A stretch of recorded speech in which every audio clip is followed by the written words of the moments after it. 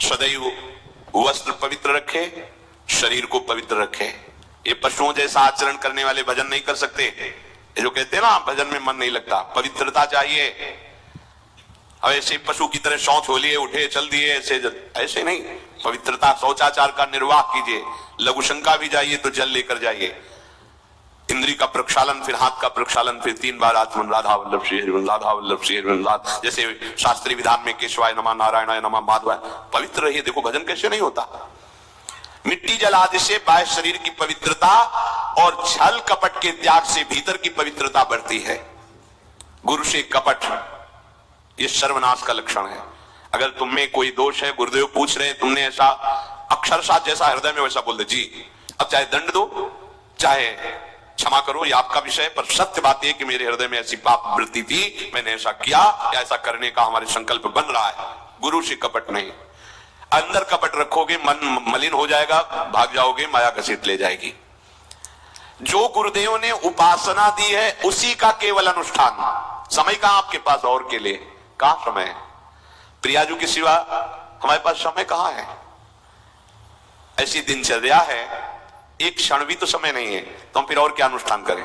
अपनी लाडली जी को हर समय देखते रहना है, दुलार करना है, नाम मंत्र वाणी जी का गायन, उन्हीं की सेवा में। गृहस्थी है तो जो व्यापार नौकरी उन्हीं के लिए समर्पित करें। इसके लिए बहुत सहन शक्ति चाहिए। ठंडी गर्मी, मान अपमान, निंदा स्तुति, परिवार वालों की अवहेलना, ये सब मिलेगा इनाम में। इसे सहो चुपचाप। इसके लिए रो मत। कैसे लोग हैं, रो देते हैं, शरीर की प्रतिकूलता में रो देते हैं। अरे आंसू श्री जी के लिए, सिर्फ प्यार में रो श्री जी के, और सब दुख मुस्कुरा के सहना सीखो। मौनम, वाणी को बहुत संभालिए। नाम जप के लिए मौन बहुत आवश्यक है। अगर बार बार थोड़ी थोड़ी देर में बोलते रहेंगे तो एकाग्रता भंग होती रहेगी, नाम में मिठास नहीं अनुभव कर पाएंगे। कभी कभी ऐसा होता है, ये जाम हो जाता है, बोलना भी चाहे तो नहीं बोल पाते, क्योंकि क्रम टूट जाएगा।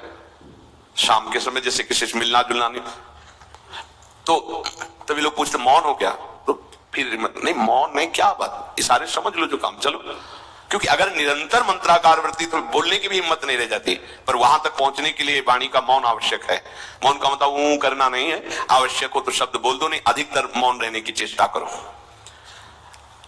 जो आपको मार्ग मिला है, कई बार वर्णन किया है कि सत्संग में जो शब्द आपको लगते हैं तो डायरी में लिखना चाहिए, या याद कर लो, बाद में लिख लेना जाके। और अपने लिखे हुए सत्संग के वचनों को रोज स्वाध्याय करना चाहिए। अमुक तारीख के सत्संग में ये पॉइंट, और उनको बार बार, ऐसा नहीं कि आपको ही कह रहे हैं, जहां जहां संत मिले जो जो बोले उनके सामने तो लिखा पड़ी नहीं, पीछे हट के लिखना। 2 डायरी हैं, एक सन्यास की है, एक वैष्णव मार्ग, दोनों को गुरुजनों की, महापुरुषों की वाणी को एकदम एकाग्रता से सुनाओ। जब अलग हटे तो सबसे पहला काम, इस तारीख को इस महापुरुष ने ये शब्द बोला, और उन्हीं का बार बार स्वाध्याय करना। क्योंकि सब शास्त्रों में काम दौड़े घूमेंगे, महापुरुष जन सब शास्त्रों का सार बोलते, उसे लिख लिया। सरलता, आपका जीवन सरल होना चाहिए। छल कपट द्वंद, मुख में कुछ और, हृदय में कुछ और, आचरण में कुछ और, ये दुष्ट पुरुष का लक्षण है। उपासक का, शिष्य का लक्षण नहीं है। दुष्टता का त्याग करो। हृदय में कुछ और चल रहा है, वाणी से कुछ और बोल रहे हो, आचरण में कुछ और है, ये दुष्ट पुरुष का लक्षण है।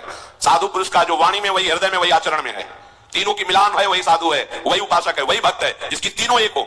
वाणी से जो बोला वही हृदय में है, जो हृदय में वही आचरण में है। या वाणी से कुछ बोल रहे हैं, हृदय में कुछ चल रहा है, आचरण कुछ और बता रहे हैं, ये ठीक नहीं है।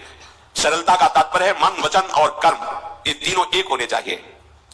अहिंसा, वाणी से, शरीर से किसी को भी कष्ट ना पहुंचे, ऐसी अंदर धारणा रखो। वो अपने संकल्प विकल्प करके कष्ट भोगे, उसकी बात, हमारे द्वारा किसी को कष्ट ना पहुंचे, ये हमारी धारणा हो। सर्दी गर्मी, सुख दुख आदि, द्वंद्व हर्ष विषाद आदि जो है, इनको सहना सीखो। भगवान भी आदेश करते हैं, मात्रा स्पर्शास्तु कौन्तेय शीतोष्ण सुख दुखदा आगमा पाइनो अनित्यास्तात् तितिक्षस्व भारत। जो इनको सह जाता है वही परम पदवी को प्राप्त होता है। थोड़ी सी गर्मी यहाँ, थोड़ी सी सर्दी यहाँ, पूरे जीवन गर्मी। पैर की त्वचा ऐसी हो गई थी कि बंबूल का कांटा टूट जाता था, घुसता नहीं था। जीवन में कभी पादुका ही नहीं, तो चमड़ी इतनी मोटी हो गई थी पैरों की। सर्दी गर्मी जैसा आप इसको, आप देखो यहां आप कौन सा स्वेटर पहनते हैं, जीवन में कभी नहीं। सर्दी में क्या होता है, यहाँ ये त्वचा नहीं, क्या हमें तो लगता है काफी सुकोमल अन्य अंगों से यहाँ की त्वचा है, कपोल, नासिका, नेत्र आदि। यहाँ क्या पहनते हो सर्दी में, क्या बिगड़ जाता है? क्योंकि अभ्यास है, गर्भ के बाद निकलने के बाद यहाँ कुछ ढका ही नहीं, यहाँ कुछ नहीं ढका, तो पूरे जीवन ढकने की जरूरत नहीं है। और अगर पूरे अंगों में न ढका होता तो पूरे जीवन ढकने की जरूरत नहीं। जो जंगल में दिगंबर महापुरुष रहते थे गंगा के किनारे, कितने, तो उनको क्योंकि अभ्यास, और हमने अभ्यास किया कपड़े लत्ते का, तो अभ्यास हमने अभ्यास किया, एसी रूम का अभ्यास किया, गीजर से नहाने का वो अभ्यास किया, तीनों काल गंगा स्नान, वो अभ्यास, कुछ फर्क नहीं पड़ा इस जड़ शरीर में। इसको जैसे रखो। तो सहने का अभ्यास, यदि माया से मुक्त होना है तो सहने का अभ्यास रखो। ये जरा में बहुत गर्मी, ये नहीं उपासना। गर्मी है, ठीक है, शरीर का धर्म है, तो इंद्री में ताप लग रहा है, ठीक है, राधा राधा राधा। आप कहोगे प्रवचन करने से नहीं होता। कभी बिजली नहीं रखी ताप में, कटवा के रखे थे? बिल्कुल नहीं। जितनी देर होश रहा आका हाथ से पंखा कर लिया, नहीं तो बस राधा राधा राधा, जो मिला मांग के खाया कुशासन पे ले। प्रवचन ही केवल नहीं रहे, अब तो जैसे जो जो प्यारो करे सोई मोहि भावे। नहीं, जानबूझ करके अपने शरीर को अधीन नहीं करना चाहिए। सुविधाओं की अधीनता, तुम भोगता नहीं, सुविधाएं तुम्हें भोग रही हैं।